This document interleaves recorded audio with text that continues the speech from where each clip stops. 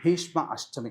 భీష్మ పితామహుడు తన ప్రాణాన్ని వదిలినటువంటి రోజు 26వ తారీఖు అయింది. ఆ రోజు అందరికీ కూడా సెలవు దినం. బాధ్యత కలిగిన ప్రతి పౌరుడు కూడా ఈ రోజున భీష్ముడికి తర్పణాలు వదలాలి. మనం ఎంతో గొప్పగా విష్ణుని పూజిస్తాము, విష్ణు సహస్రనామంతో పారాయణం చేస్తాం.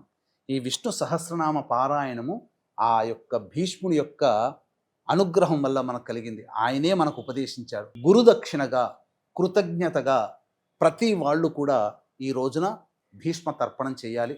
తండ్రి ఉన్నవాళ్ళు, తండ్రి లేని వాళ్ళు చేయవచ్చు, తప్పు లేదు. కానీ ఆడవాళ్ళు మాత్రం చేయకూడదు.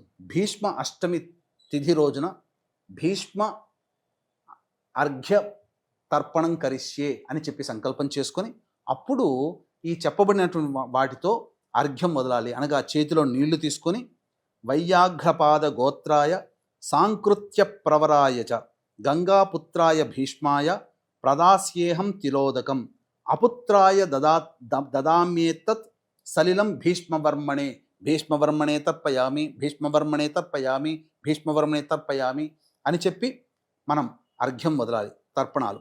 తదనంతరం ఈ తర్పణాలు వదిలి తదనంతరం అర్ఘ్యం వదలాలి. చేతిలో నీళ్లు తీసుకొని సత్యవ్రతాయ శుచయే గాంగేయాయ మహాత్మనే అర్ఘ్యం దదామి భీష్మాయ సోమవంశోద్భవాయ చ భీష్మాయ నమః ఇదమర్ఘ్యం భీష్మాయ నమః ఇదమర్ఘ్యం భీష్మాయ నమః ఇదమర్ఘ్యం అంటూ 3 సార్లు వదలాలి.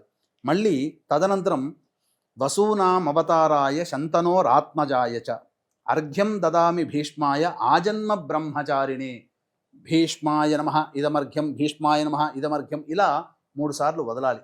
తదనంతరం భీష్ముడికి ప్రార్థనా నమస్కారం చేసుకోవాలి. భీష్మ శాంతనవో వీరాః సత్యవాదీ జితేంద్రియః అభిరద్భిరవాప్నోతు పుత్రపౌత్రోచితాః క్రియాః అని భీష్ముడికి నమస్కారం చేసుకోవాలి. కాబట్టి మనమందరం కూడా భీష్ముడికి వారసులమే. ఆయనకి వారసులు ఎవరూ లేరు, మనమే వారసులం. కాబట్టి ఈ రోజున ఖచ్చితంగా చేస్తే, ఈ రోజున చేసినందువల్ల సకల పాపాలు, పోయిన సంవత్సరం చేసిన పాపాలన్నీ తొలగిపోతాయంట. ఈ రోజు చేయకపోతే ఈ సంవత్సరం చేసిన పుణ్యమంతా మన నుంచి వెళ్ళిపోతుందట. కాబట్టి అందరూ చేసుకోండి.